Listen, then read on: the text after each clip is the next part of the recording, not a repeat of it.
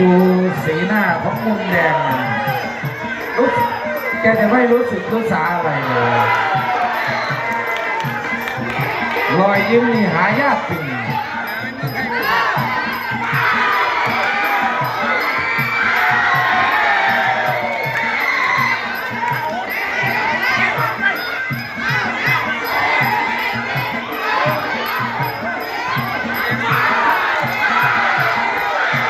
โอ้โห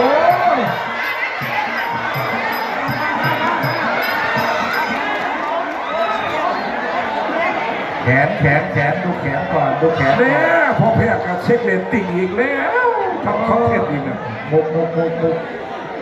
ล้านวิวอยู่แล้วเนาะ